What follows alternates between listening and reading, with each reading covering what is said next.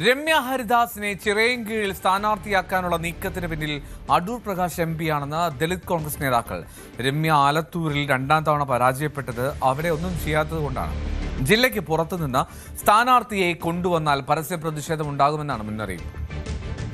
നമ്മൾ അദ്ദേഹത്തിന്റെ പേര് തുറന്നു പറയാതിരുന്നത് ഇന്നലെയും നമ്മൾ വിചാരിച്ചത് നമ്മൾ ഉന്നയിച്ച ആരോപണങ്ങൾ ശരിയാണ്, അത് പാർട്ടി മുഖവിലേക്ക് എടുക്കും എന്നാണ് ഞങ്ങൾ പ്രതീക്ഷിച്ചത്. പക്ഷേ പാർട്ടി അത്തരത്തിലുള്ള നടപടിക്രമങ്ങളുമായി മുന്നോട്ട് പോകുന്നില്ല. ആറ്റിങ്ങൽ എം പി ശ്രീ അടൂർ പ്രകാശിന്റെ താൽപര്യമാണ് ചിറയൻകീഴ് നിയോജക മണ്ഡലത്തിൽ ഇത്തരത്തിലുള്ള ഒരു സ്ഥാനാർത്ഥിയെ കെട്ടിയിറക്കാൻ തീരുമാനിച്ചത്. ഞാൻ ഇന്നലെ സൂചിപ്പിച്ചതാണ്, ഇവിടെ പ്രമുഖരായിട്ടുള്ള എല്ലാ സാമുദായിക അംഗങ്ങളുമുണ്ട് ദളിത് വിഭാഗത്തിലെ.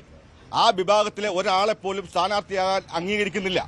പക്ഷേ എം പിക്ക് ഒരു താല്പര്യം, എം പി പറയുകയാണ് ഇദ്ദേഹത്തിനെ മാത്രമേ മത്സരിപ്പിക്കാവൂ എന്ന് പറഞ്ഞാൽ ആ ദുഷ്ടൂരത്തിന് വഴങ്ങിക്കൊടുക്കാൻ ഇവിടുത്തെ ജില്ലയിലെ ദളിത് നേതാക്കന്മാർ തയ്യാറല്ല.